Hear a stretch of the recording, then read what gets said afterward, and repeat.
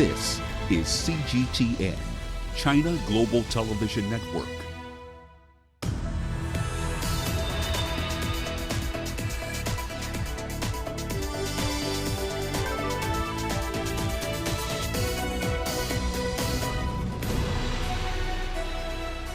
Hello there and welcome to Global Business Africa. We'll be giving you insight into Africa's business and financial markets. I am Uche Okoronkwo, coming to you from Kenya's capital, Nairobi. Let's start with a look at the markets. Now, world stocks hit their highest in almost 2 years today. That's following fresh signs that the US and China are working to end a bitter trade war. On the continent, South Africa's JSE All-Share Index was down over 1% on the day. We saw banks were the big losers, while resources saw some gains. Meanwhile, Chinese firm Tencent, which is 31% held by JSE heavyweight Naspers, was up about 1.7% today. That, of course, is expected to boost the JSE in the coming days. In Egypt's market, the state announced plans to offer 22% to 25% of shares in housing firm Heliopolis on the stock exchange in the first quarter of 2020. Well, also coming up on the show today, we'll be looking at Kenya's decision to cut the base lending rate to 8.5%. Two of the world's leading economies discuss ways to open up industries across the world. And recycling has never tasted so good, from rotten fruits to a frozen delight in South Africa. Well, let's kick off today's show in Zimbabwe. Authorities over there have declared a crackdown on importers who are buying forex on the black market.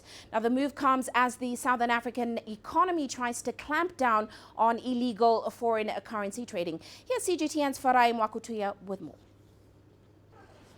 In Zimbabwe, a number of financial transactions happen on the street, including exchange of foreign currency and uncontrolled trade that's been blamed for driving up inflation. While continuing to go after dealers, authorities are now acting on importers who will be required to declare where they got their currency from. In the event that you are not able to declare the official source of foreign currency, you forfeit whatever you have to the state. It could work where current measures are failing. It's one of the ways that they can, one, deal with the black market, two, formalize the informal sector. So it will work if done properly. From what they've said that it's going to be IT driven. There's not going to be a human face at the border.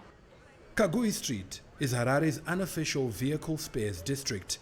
Most of the parts sold here are imported. I have to source my own money from where I get that money.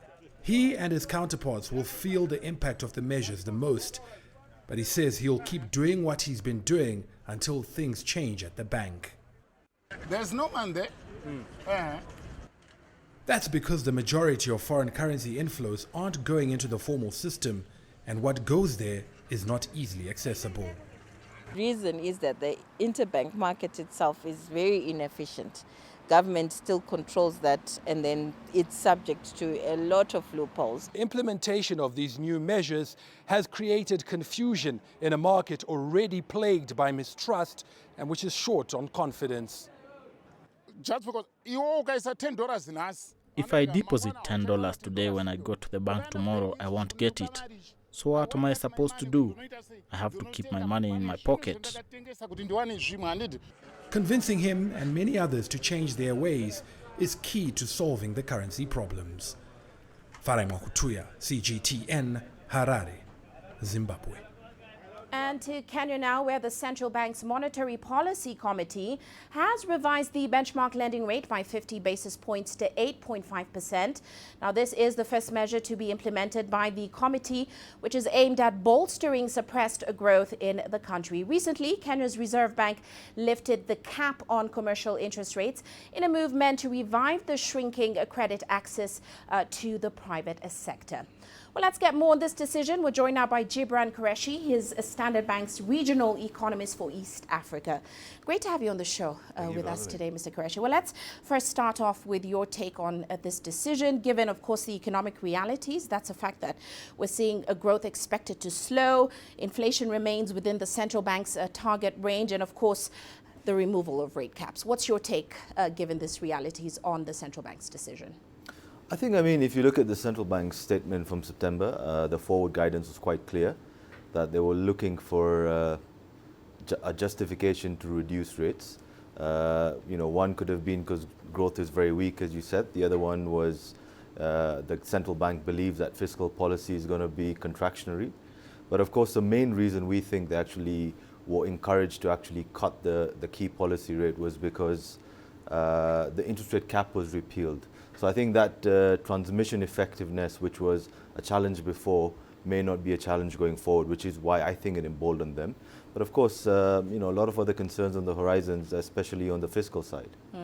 Well, we are seeing private sector credit growth actually showing signs of recovery post the removal of that rate cap. Now, given the MPC's decision and of course this fact, do you expect to see commercial banks sort of changing how they approach lending rates going forward? I think so. I think if you look at private sector credit growth as a metric alone, we're at about 6-7% year on year. I think because existing loans have to be fixed at the old contract, which is CBR plus 4%, right. I think banks will have an incentive to extend new credit. So yes, we will see it pick up. But of course, there's a banking charter that the central bank has asked commercial banks to adopt and embrace, which right. is going to put the clients first. And I think more importantly is going to get us away from name lending in the sector. So those are a few things that will help. But of course, we also have to acknowledge and accept that non-performing loans are sticky. Within the sector, still about 12%. Right. And of course, aggregate demand generally hasn't really taken off, even though we're seeing some initial steps of reform. So I think, commercial banks will, of course, be treading quite carefully in the early days. Well, with regards to this MPC's decision to cut rates, how much of an impact do you think it's going to have on Kenya's economic outlook? We did see Moody's recently maintain Kenya's sovereign credit rating at around B2, keeping it where it was. Give us a sense of what are the greatest risks to Kenya's economy going forward, given, of course, the government's debt burden and, of course, subdued revenues from the government, and how, of course, this decision will impact the economic outlook? So first things first, the biggest risk to Kenya's economic outlook is the fiscal side, as you articulated. With respect to the policy rate cut, there are a few things that we have to consider. As you know, once the rate cap was repealed, we've seen money market interest rates yields go up. We don't want to get into an environment where money market yields are going north and the central bank is cutting its policy rate. We need the consistency between monetary and fiscal policy to be aligned to have these rate cuts to be effective. Going to your second question, fiscal policy. Is it a revenue problem? Is it an expenditure problem? Is it both? I think it's probably both. We just need to learn to find value for money if we're not going to be apologetic for infrastructure spending. I think on the revenue side, if we start clearing arrears that are owed to the private sector, which has become a perennial issue, thankfully we've got the rate cap, gone now, repealed, so there'll be a lot more circulation and improvement in cash flow problems. Right. I think we need to do a lot more reform on the standard gauge railway issues that a lot of transporters are suffering from. I think all these factors, hopefully will boost revenue. But on the expenditure side, it's value for money. It's not about just spending on infrastructure. It's about thinking about the internal rate of return, the return on investment. What is the cost? Is it going to have a positive trickle down on employment, on exports, on productivity? It's not just about expenditure, it's about what expenditure and how much it costs. All right. And quickly, what's your inflation outlook? We know the CBK did say this time that it sees inflation risks remaining well anchored. But looking at October, inflation did rise to about 4.95% year on year from 3.85% the year before. So there was a base effect in October, and I think that base effect will persist in the coming months. So we're going to have an inflation print at the end of this week. I think will be slightly below 6%, but again, it's a base effect. The rains look very good. They've come in quite early, the short rains. So I think we will probably see inflation, in my view, fall from about March next year, which is when I think the central bank will cut rates again. Right. But I think because of base effects and because of the seasonal dry spell that we are getting into, you will see slightly elevated food prices in the near term. But I don't think there's any underlying risks to inflation. So co-inflation, demand-driven inflations are very muted right now. Right. Well, we do have to leave it there, but thank you so much for joining us in the studio. Of course, that was Gibran Qureshi. Well, to our corporate headlines for the day, electricity supplier Kenya Power and Lighting has made an application to hike electricity prices by at least 20%. The listed utility firm is seeking to increase the consumption charge for those consuming less than 100 kilowatts per month to about 12 cents a unit. Now, this will see the bills of homes consuming 50 units monthly jump to over $9 from the current $7.96. Meanwhile, Vedanta, one of South Africa's biggest international investors, says it will process its zinc ore elsewhere unless the country fixes its power problems. Well, Vedanta's current zinc power needs are mostly for processing ore from its Gamsberg mine, whose capacity it wants to double to 8 million tons per year. And staying in South Africa, supermarkets chain Checkers, owned by Shoprite Holdings, has launched its new on-demand 60-minute grocery delivery mobile app. Now, the new service has been developed in response to convenience demands from its customers. Named 6060, the app is South Africa's first service of its kind from a supermarket chain. And finally, the current economic crisis in Zimbabwe has caused South African retailer Pepkor to close a shop. Pepkor, which trades under the Power Sales brand in Zimbabwe, says a challenging economic environment had resulted in the company making a $5 million after-tax loss. Now, its latest exit brings an end to its 20-year presence in Zimbabwe. And that's a recap of today's top headlines. Well, we are heading into a short break now. Here's a look at what's still to come.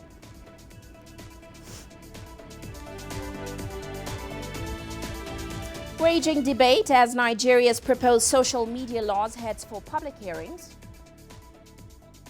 And a U.S. company signs a $430 million deal to extract natural gas in Egypt. The world economy as we know it is about to change. Global business reports highlight emerging markets, developing countries, and dynamic sectors worldwide.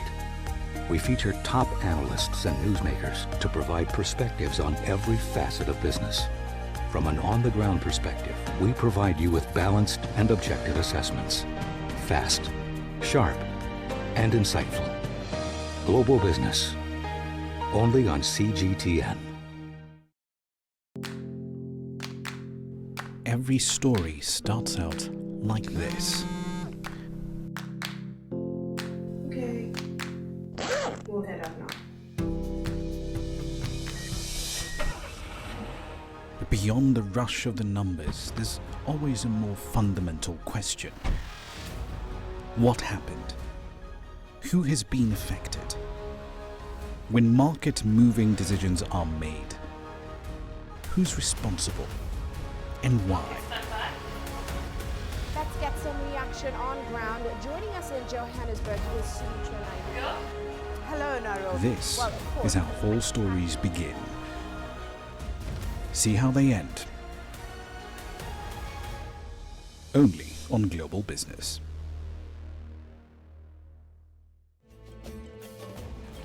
There's more to this place than just glorious landscapes. There's more to it than just, say, Table Mountain or glorious, endless salt flats. There's more to it than countries that are home to some of the deepest mines in the world. There is so much more to this place, even if it is home to some of the finest diamonds on the planet. It is the sheer diversity of the people who call Southern Africa home, and the relentless drive to make it a better place that make it so special. And we know that because this too is home.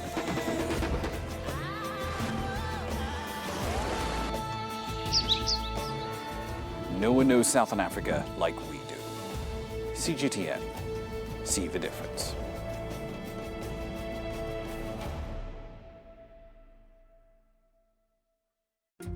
Africa is the nexus of enterprise, and global business will tell you why it matters. From the mega investment projects to multi-billion-dollar mergers and acquisitions. Africa today collects, just in terms of revenues from taxes alone, $545 billion a year. If you take 10% of that and you devote it to the energy sector, problem solved.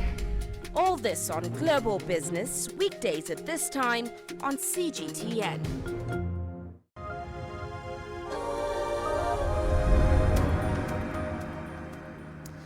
Welcome back to Global Business Africa.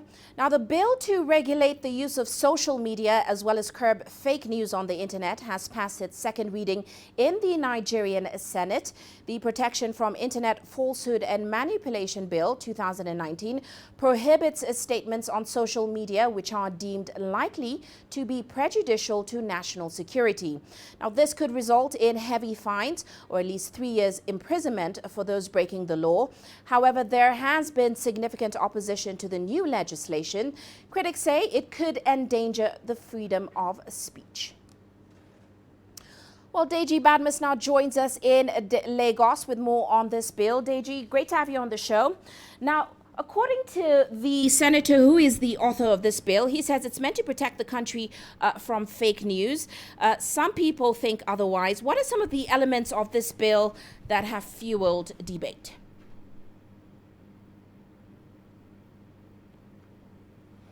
Well, Uche, some of the elements are what you've just mentioned. For instance, basically it's according to the lawmaker, and you look at the bill. The bill is basically designed to stop fake news, so to speak, but it goes beyond that. It goes beyond that to talk about issues of national security. So do not put out information that could be prejudicial to national security, prejudicial to public health, prejudicial to public safety, public finances, and all of that.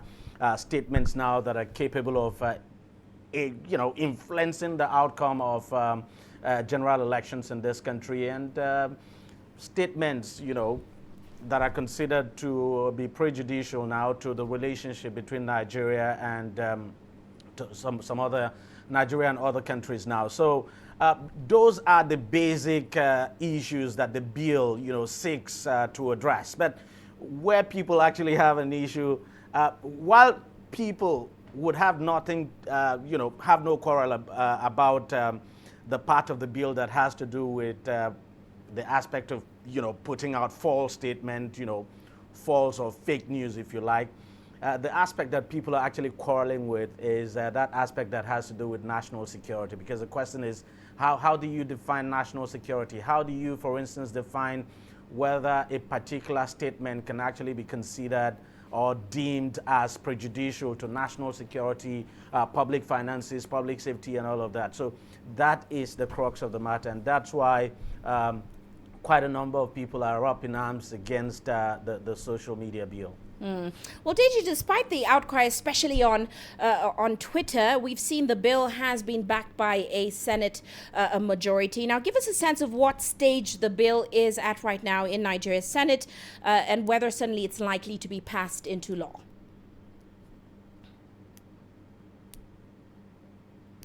Of course, the bill has passed second reading, as you observe, and the second reading, of course, as you know, is a very critical stage.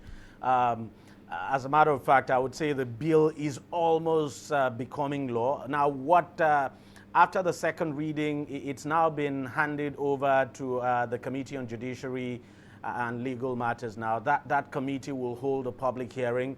The expectation now is that those who are against this bill would seize the opportunity of that public hearing now, attend the public hearing, make their grievances known, and then the committee would take all of that into consideration before it reports back to the plenary. That's the entire House, the entire Senate, and is expected to I think they're supposed to report back to the Senate in about 4 weeks or so. So the public hearing stage is very crucial.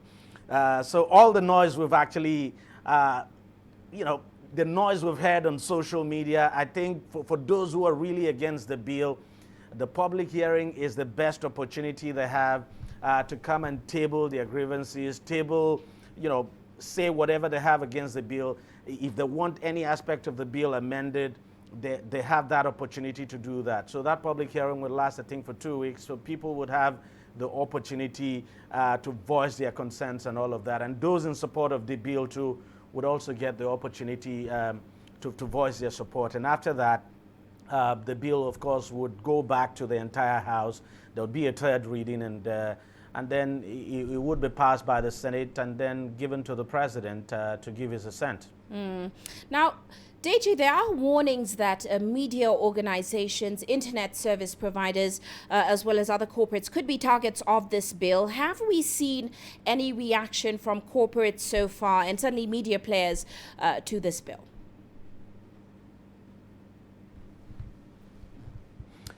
Well, not exactly, Uche. The biggest reactions we've had, I would say, have come from individuals, especially on social media. We've not had, of course, for instance, we have various, media bodies in this country that media organizations actually subscribe to. For instance, you have the Newspaper Proprietors of Nigeria, you have the Broadcasting Organization of Nigeria. Now, these corporate bodies have actually not come out to actually, put out a common front now, voice their concerns, if you like, over the bill. We've also not seen anything at all from internet service providers, especially the Association of Internet Service Providers in this country. They've actually not come out now to voice their concerns. We just have to wait and see. But there's no question at all that the bill also affects them. For instance, for internet service providers, the bill clearly states that, if an individual is deemed to be spreading fake news or putting out false statements through a particular internet service provider, then the law enforcement agents could actually ask the NCC, that's the regulator of internet in this country, to issue what they've described as access to block orders. So it means these internet service providers can be asked to actually block access now to those platforms, so that people do not have the opportunity to have access to that false information. So they're affected, and if they fail to comply with that order, there's a penalty for them. I think it's around $27,000, and there's also they could, as a matter of fact, they could also be jailed, because there's also the option of jail time. So. But we've actually not seen them come out to really put out a common front, make a formal and categorical statement of on this. All the reactions we've had have actually come from individuals. And the major platform people have been using to voice their concerns, of course, ironically, is the social media. Well, we'll certainly be watching what direction that bill goes. Many thanks for your insights, Deji. Deji Badmus joining us there in Lagos. Well, let's stay in Nigeria. The country is losing billions of dollars to illegal mining. The government has confirmed that there are over 1,700 illegal mining sites spread across the country. Minerals and precious stones are extracted daily from the sites, with no remittances to government coffers. As CGTN's Kelechi Mekalam reports, curbing the menace has become increasingly difficult. Artisanal miners at work in Zawan, a local community in north-central Plateau State. The state has a massive deposit of columbite and other natural resources. They've dug hundreds of feet to get it out. The minerals are processed and packaged for distribution at a makeshift factory. Sometimes it's not safe. But truly, nobody wants to stay at home. Because if you look at right now, there are no jobs. And nobody wants to be idle. But in everything there are risks. In some places, the security people disturb. Or they will now ask you of your lances. According to the current laws, natural resources are under the control of the federal government. But proceeds from mines like this one end up in private hands. And there are over 1,700 illegal mining sites across the country. It proliferates because it's profitable, number one. It is easily accessible, number two. And then we don't have the framework to arrest and prevent and also punish offenders. More so also, sometimes it is fueled by very powerful people at the high level. Because most of those you see in the mine sites digging may not even have the network that it requires to trade the resources to get maximum. So you have middlemen who buy and sell, and so sometimes you have up the ladder very influential individuals, politicians and private businessmen who take advantage of it. Nigeria has large deposits of mineral resources, including gold, sapphire, gemstone, limestone, and several others. But mining of minerals in Nigeria accounts for only 0.3% of its GDP, and so much is lost to illegal mining. From gold alone, between 2016 and 2018, Nigeria was estimated to have lost 353 billion naira.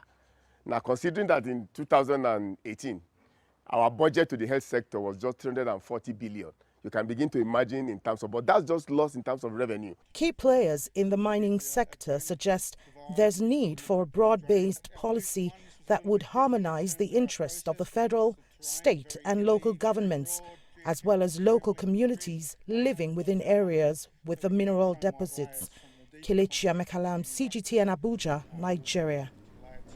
Now, U.S. firm Noble Energy has signed a deal to extract natural gas in Egypt worth about $430 million. Now, Egypt is becoming a major natural gas hub in the North African region and the Mediterranean Sea. Here's CGTN's Yasser Hakim with more on that story. The deal signed with Texan-based Noble Energy is aimed at extracting gas through the East Mediterranean company's pipelines. This contract is about manufacturing petroleum products in Egypt. It is a large investment, especially that the oil and gas sector has attracted large investments. This deal also includes pumping gas into Egypt through Middle Eastern Gas Company. This agreement will also help in increasing Egypt's stature in the gas sector in the region with its partners with Cyprus and other European countries. The $430 million deal is part of a host of contracts and MOUs signed during the Africa Investment Forum held at Egypt's new administrative capital. A major agreement was signed with Lekela Power to establish wind energy projects with a capacity of 25 megawatts at 250 million euros. The wind power station will be constructed by Siemens. The investment in energy currently reached $30 billion and nearly the same amount in the electricity sector, which proves the importance of energy in developing the economy. In the last few years, Egypt has become a natural gas producer. This was helped by a number of gas discoveries in the Red Sea. It has turned Egypt from an importer to an exporter of natural gas. Energy deals were signed between Egypt, Angola and Djibouti at the forum. And the Egyptian President Abdel Fattah el-Sisi has announced that this forum will become an annual event. Yas Hakim for CGTN, Cairo. And staying in the energy sector, MedEcoShore, which is a project which is part of a cross-border cooperation in the Mediterranean, has officially launched in Tunisia. Well, the initiative seeks to promote eco-sustainable energy solutions, and CGTN's Adnan Shaushi tells us more. Renovation measures related to energy efficiency and renewable energy were proposed, tested and implemented to reduce the energy consumption of public university buildings. The renovation measures will be defined according to data collection and energy audits. It will revolutionize energy consumption at universities. This international project also aims to take energy efficiency measures and use renewable energy by creating a living laboratory. In the Living Laboratory, university researchers from the Mediterranean and government agencies will try to build a common vision around difficulties in eco-sustainable energy restructuring, supporting a decision-making process on a regional level. 3 universities were chosen as pilot sites in Tunisia, Palestine and Italy. A similar project will be implemented in Spain. The restructuring will be based on gathered data and energy audits. These projects will improve the energy efficiency at universities. Universities are not only cultural centers, but also dynamic environments. Universities need a lot of energy. Saving energy will provide additional resources for other projects. MedEcoShore is founded by the European Union with a contribution from partner higher education institutions. MedEcoShore is part of the European program 2014-2020 Mediterranean Sea Basin Tunisian and European energy experts say it will introduce an active collaborative approach to help decision-making in the region. Adnan Shawishi, CGTN, Tunis. You're watching Global Business Africa. Let's head into a quick break now. Still to come on the show.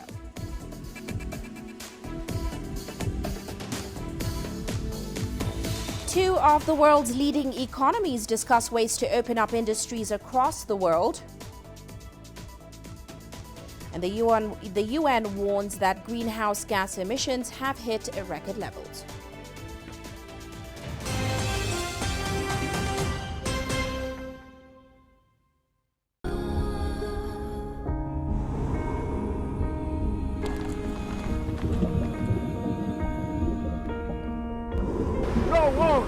No one again began holding guns. Machine guns from police forces towards the protesters.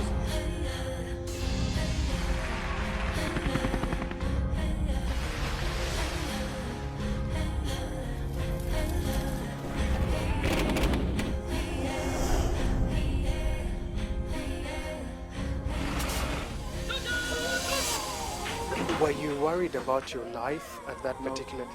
Not at all. Thank you very much for your time. What is your assessment of the state of the continent today? Africa has the potential to power itself. Excuse me.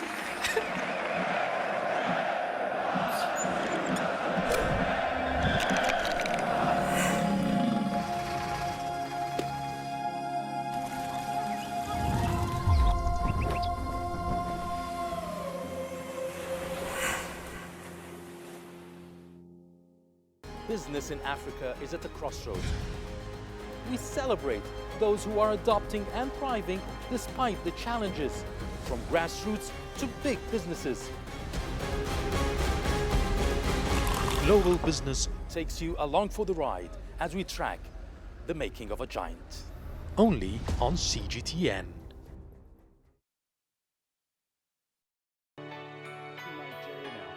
Economic data out of the country. The country's foreign currency reserves. With a dedicated and diverse team of anchors, CGTN now brings Africa to the palm of your hand.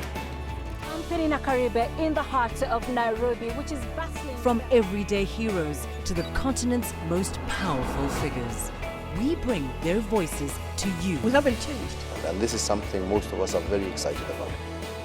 We bring you news that's changing perspectives. I'm Uche Okoronkwo reporting from Nairobi City Center. News that brings Africa to the world.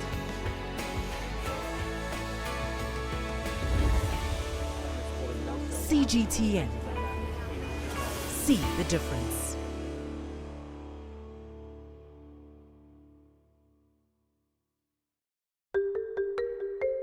How will your world change today?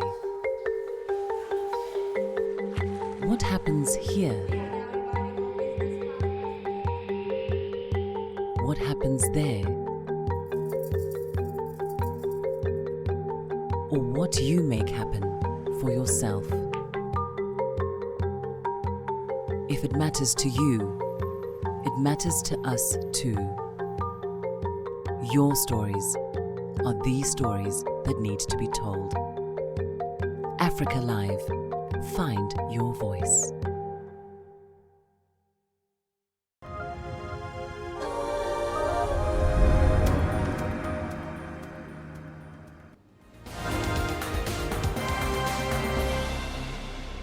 And here's a quick look at today's top headlines. 13 French troops fighting jihadists in Mali were killed in an accident between two helicopters. This marks the single biggest loss of French troops in combat in the region since intervening in 2013. And rescue operations are underway in Albania after the strongest earthquake in decades claimed at least 13 lives, and it also injured over 600 people. Now, the shallow 6.4 magnitude quake struck struck near the country's capital. The worst damage was reported in and around the coastal city of Durrës. Some 300 soldiers and nearly 2,000 police have been deployed in order to help with the rescue operation. And in the Democratic Republic of Congo, Ebola responders have been evacuated due to the worsening security situation. The World Health Organization as well as UNICEF have recalled dozens of frontline staff from the town of Beni, which is situated at the epicenter of the current outbreak. And that's a recap of today's top headlines.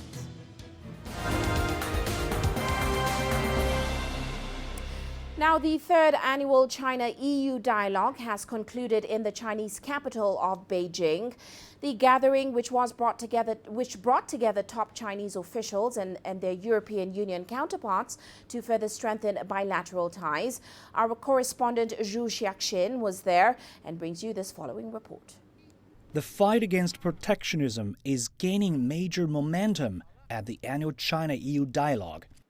Participants there widely agree it will take strong leadership from the countries. The joint statement from this year's dialogue for CEO and former senior officials says China and Europe should take leading roles in resisting protectionism by demonstrating reciprocal benefits through economic openness. This is true in economy, with protectionism coming back in trade and investment.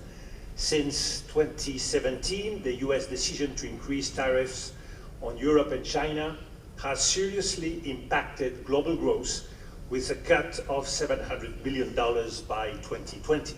The former Prime Minister of France stresses the way out is to pursue the model of trust, openness and mutual profits, while Chinese host says both sides have confidence in reaching the bilateral investment treaty next year. We have many cooperation opportunity in many fields, such like the digital economy, such like the cooperation in the Belt and Road construction, and of course for the many traditional sectors, such like the agricultural manufacturing industry, we also had great potential either for the investment or the trade and other kinds of cooperation. Both sides also look to better their business environments for grain trade and investment. That echoes China's fresh regulation in October, aiming to attract more foreign investment with improved financial services and trade policies. I think it is very important that China makes these efforts, shows that China is serious about improving the business environment, about improving also, in particular, the conditions for foreign firms to be active in China. I think there are areas of concern on the European side, but the best way of addressing those is through dialogue such as this one. And WTO reforms are also high on the China-EU agenda. Participants of both sides agree that next year is very important year. We need to work together to promote the WTO reform. Both sides agree that there need to have reform to dealing with the new developments, such like the e-commerce, the digital economy, and the rule of the data across the border controls. The dialogue comes amid the fourth industrial revolution, advocating that both sides should oppose digital protectionism and cooperate intensively on cybersecurity issues. Zhou Yaxing, CGTN. And let's move on now to the largest share offering so far this year. Alibaba has gone home to China.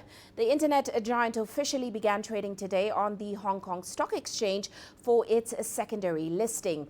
CGTN's Shu Xingchen explains. A homecoming for one of the world's largest tech firms. This year marks the 20th anniversary of Alibaba, and we welcome this milestone to come home and to list here in Hong Kong. The hometown crowd cheered before the bell sounded. 3, 2, 1, hit! A new offering from Chinese e-commerce giant Alibaba right here on the Hong Kong Stock Exchange. As the company has expressed, the move brings the firm closer to home and can attract more mainland investors. 500 million new ordinary shares were issued for Alibaba's secondary Hong Kong listing with a purchase price of 176 Hong Kong dollars per share.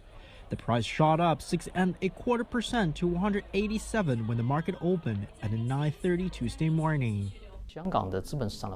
For Hong Kong's capital market to continue prospering, it needs to welcome more new economies like us. We want to join the market and contribute to that. Charles Lee, chief executive of the Hong Kong Exchanges and Clearing, says Alibaba's return gives a vote of confidence to the market amid the ongoing unrest still challenging the city. Alibaba, after 5 years of traveling afar, finally came home. I'm also grateful that they choose to come despite the difficulties, despite the challenges that we are going through here in Hong Kong. Lee adds that Alibaba is highly likely to be included in the Stock Connect schemes in the future to embrace more mainland investors. Hong Kong's benchmark Hang Seng Index climbed 3% following Alibaba's announcement of its secondary listing in November, injecting almost $20 billion into the stock market. And shifting focus now, greenhouse gas emissions have surged to a record level and global temperatures could double the agreed warning limit. This is according to emissions gap report released by the UN ahead of the climate talks, which are scheduled in Madrid. Now, the data measures the amount of emissions cuts needed to limit the rising of global temperatures to 1.5 degrees Celsius above pre-industrial levels. Previously, the UN Intergovernmental Panel on Climate Change warned of huge global changes if that target is not met, such as the loss of nearly all coral reefs and most Arctic sea ice. The 3 degrees, we would lose already a fairly big fraction of the current yield, and areas like Africa, where the population is growing, would really suffer because of that. And that's, to me, the main concern related to climate change. Sea level rise happens fairly slowly. It's the magnitude is about half meter to 1 meter per century, and so. But that's one factor which will happen in the long term. But in the short term, these changes in rainfall patterns is to me the main matter of concern. Well, still on climate change matters, Germany is now testing whether trucks can be charged while they're being driven on the highways, a project which was led by Siemens. This experiment is designed to reduce the overall carbon emissions of larger vehicles in the country. Guy Henderson with more on that. So heavy goods vehicles now account for more than a quarter of all transport CO2 emissions in Europe, 6% of the continent's total. That share is increasing. So I've come to this test track in northern Germany to look at a system to power and charge hybrid electric trucks as they move. Hello. Hello. Good morning, Guy Henderson. Nice meeting you and welcome to our test facility. Thank you very much. A bunker. This device, which we call the pantograph, that allows this truck to contact the contact wire while driving and providing the truck with electric energy. And that's basically the key innovation which we have in this system. The pantograph automatically detects a contact line installed along a highway and connects to it. When it's hooked up, it powers the truck and charges its battery as it moves. If you look at the infrastructure, many people think, okay, this is rail electrification infrastructure. We had this for more than 100 years. Can't we come up with something better at the moment?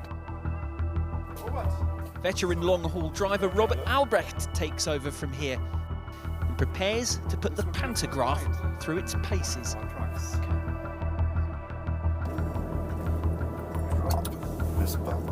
Okay, so we see it going up there. Okay, there it is, done, connected. Now Robert's going to step it up a level. So, nice job.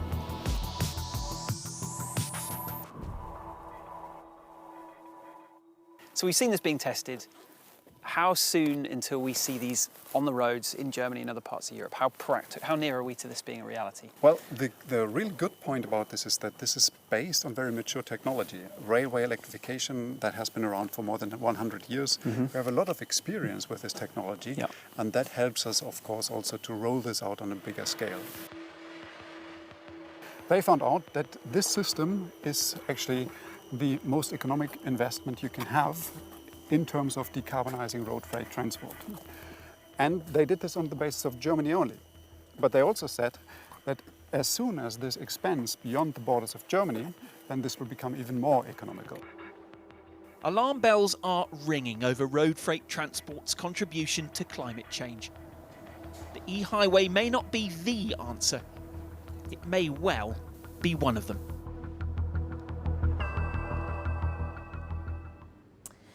Now, for many users, the 5G experience has been defined by faster download speeds as well as reduced video buffering times. But a Chinese tech company says there's much more to it. Honora sub-brand of telecom giant Huawei has launched a 5G-powered smartphone line in order to prove its point. Here's CGTN's reporter Marquet with their story.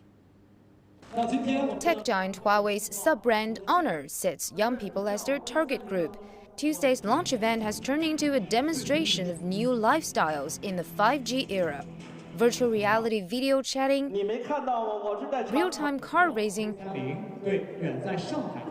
live streaming while skateboarding,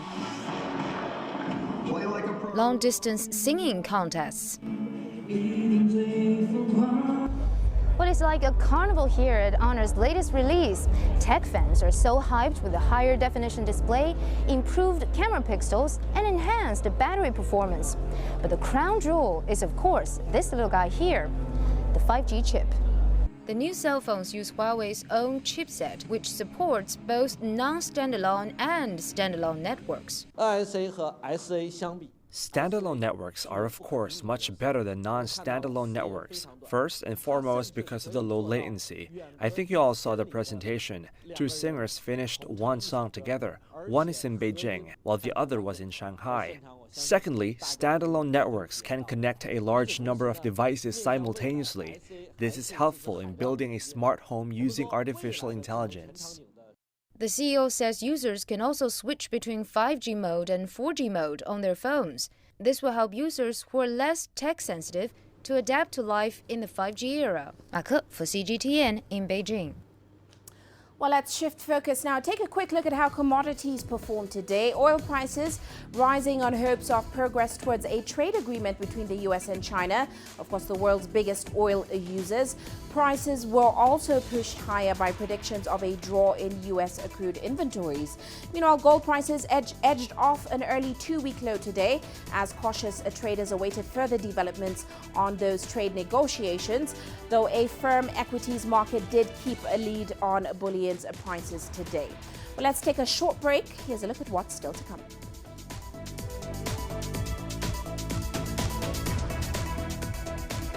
We bring you a South African duo that turns rotten fruits into frozen delights, as well as a company that develops an online marketplace for goods and services originating from Africa. Images may appear to be identical, but looks can be deceiving. The difference is not always obvious. It has to be discovered. There are always different sides to a story. We put the focus on the details. To see more, to understand better. CGTN. See the difference. The greatest journeys. The greatest sights, the greatest adventures. Here in Kanata, this weir allows the locals to walk on water. We're far more than just TV news. We're your passport to the wonders of Africa. To bring you stories of struggle, survival, and hope.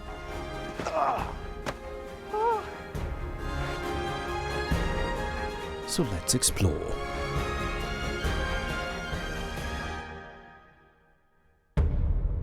CGTN. See the difference. You don't find the stories of North Africa by sitting on the sidelines.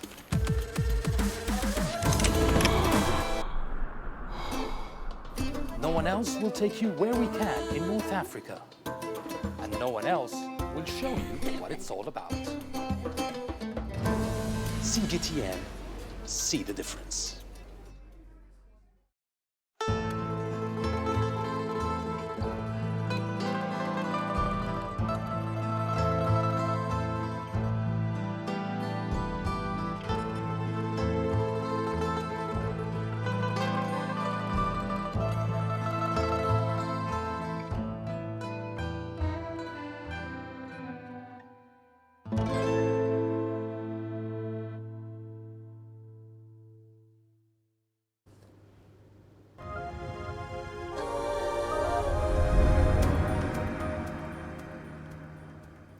Now today on Grassroots, we bring you a story of love and perseverance. South African duo Tula Ndema and Tato Masondo turned their passion for recycling into a thriving sweet venture called Sorbet Frozen. Well, CGTN's Julie Shai met up with them in Johannesburg, and here's this story. Frustrated with rotting fruit left by street vendors, this dream team came up with a plan that became a business. We found a spark in the city of Johannesburg with the street vendors selling fruits and veggies. And the problem was they don't know what to do with the fruits. As soon as they turn softer or juicier, they want to throw them away because people don't want to eat perfectly ripe fruits or overly ripe fruits. So it becomes a problem. So what happened is with Sorbet, that's when we started the company. We started buying fruits from the street vendors, and from there we researched actually on how to make sorbets. Tula and Tato used to sell their product out of a cooler box on the streets. Now Sorbet Frozen operates from Victoria Yards, an urban oasis in the city, and keeps clients coming back for more. We thought that our clients was normally children, because children love ice cream, but we've started seeing older men coming in and buying ice cream for their friends and all. So we found a different alternative of people. There's people who are mostly looking for a dessert, but a cheating dessert, but not having to feel guilty after eating it. So Victoria has helped us by working with us. It helps us a lot with the markets, people coming in here for business, looking for artists, looking for any other thing. So it helps us with a lot of opportunities. Our story has inspired so many unemployed youth in South Africa. They tell us every day how they've seen the growth has happened from selling in a box to having a freezer and multiple more freezers. So I think it is a huge inspiration, and we are happy about that because we want to really open up eyes to the youth and show them that there are broader aspects in doing it. Our dream is to help a lot of people, because we came from a struggling place ourselves. So us keep dreaming and showing people that the dream is possible. That's the plan. That's how we want to help everyone else, starting from the children, showing them that they can start from having their own shop. We can help you out. We can teach you how to make sorbets. We're having workshops, and from workshops we're able to train people, and from training people we're able to employ. Tula and Tato's story is one of perseverance, and they hope their journey will inspire other youngsters to follow their dream and start their own businesses. Judy Sharrett, CGTN, Johannesburg, South Africa. Now, a firm called Traders of Africa, better known as TOFA, is focused on developing an online marketplace for goods and services originating from Africa. The firm has, at the moment, physically engaged over 9,000 merchants spread across the continent. CGTN's Penina Karibe caught up with TOFA's founder for a conversation on Africa's current entrepreneurial climate. Africans have always been entrepreneurial. That's one thing. We must give it to Africa. Every Africa wants to make it. It's even a problem because everybody wants to be the boss. Nobody wants to serve to help others grow. It's also a problem, and that's why you see everybody wants to be a leader. Nobody wants to be a follower. It's a problem in Africa as well. Maybe that's one of the reasons why China and all these other countries grow, because you see people who are very okay to be followers, and they help you grow. They come to your business and they help you grow. But what you see in Africa is that you're an entrepreneur, you employ someone, the person is in your office, and what he's thinking in his head is to take your business and run with it. So you're bringing strategies, he's copying it. It's happened to me too, as young as I am in TOFA. Okay, so that's also a problem. So But we are all entrepreneurs. The thing is, how are we able to translate our vision into the other entrepreneurs' vision so that they see what you're doing as their dream? I'm willing to stay and work with you. Entrepreneurship is about creating solutions to the challenges that the people are facing. Now, which areas in the continent should entrepreneurs focus on to achieve that? It all depends. You see, the truth of the matter is that I'm in Lagos, Nigeria, right? And I started TOFA because of granules. And that's the problem I faced that time. In the process of doing it, I saw the problem others were also facing because of trust. I created SOSPRO to solve that thing.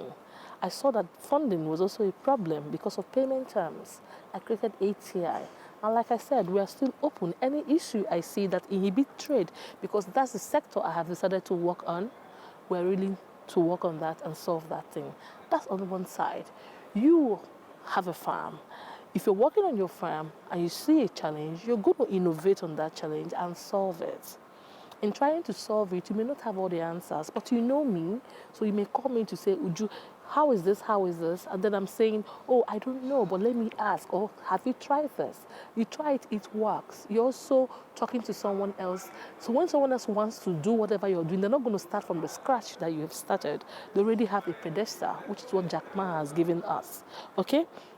And then the person builds from there, all right? And then another person that is doing something different, maybe working in marketing, sees the challenge in marketing and then solves that problem. Eventually, I, in TOFA, need to do something on marketing. I'm connecting to the solution somebody else has created in marketing, and I'm working with him. I need to do something with a farmer, and I realize, oh, there's someone in Kenya that I know that has done something that I'm marketing. I didn't innovate. I didn't create it. You created, he created. Well, I'm using them. That's the connection. That's how it will work.